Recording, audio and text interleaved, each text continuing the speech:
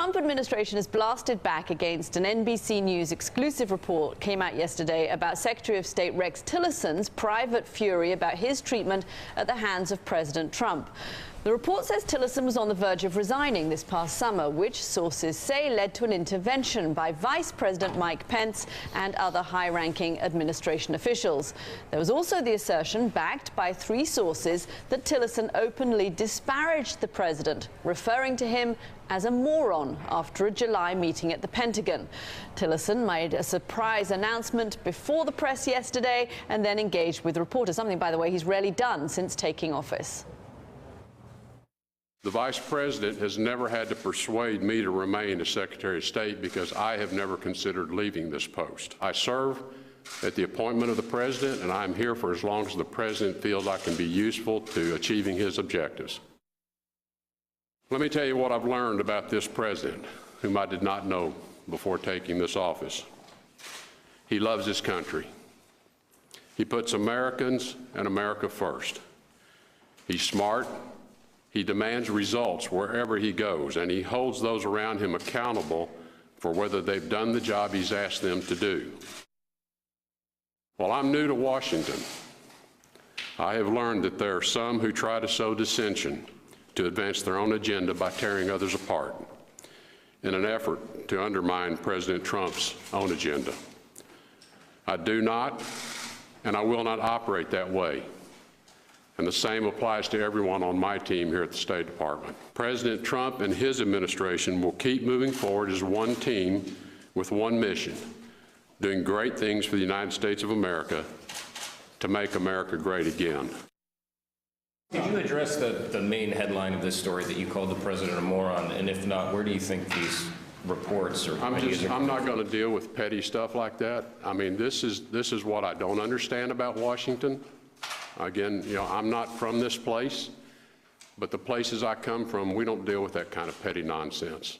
And it is intended to do nothing but divide people. And I'm just not going to be part of this effort to divide this administration.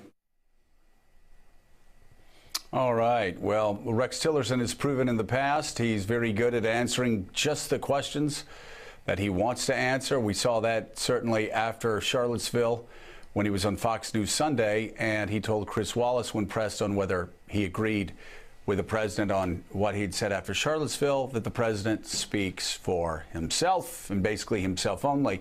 Bob Costa, no answer yesterday from the Secretary of State on the specific question. Of course, his spokesperson clarified it later that he never did call the president a moron.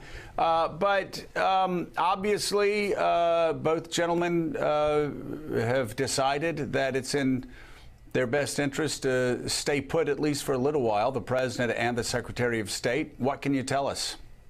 This is yet another chapter in an uneasy relationship between the Secretary of State. As he said, he's an outsider, but he's an outsider not only to Washington, but to President Trump's inner circle. And so many of the president's confidants have told me that this has been a point of tension ever since day one.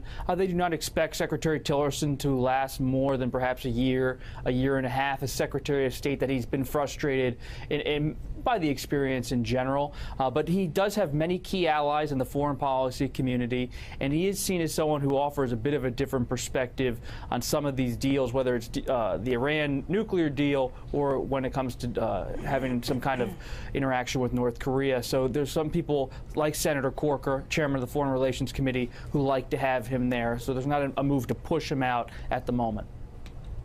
And Carol Lee, what can you tell us about your reporting a day later? Obviously, the White House pushed back hard yesterday, called it fake news.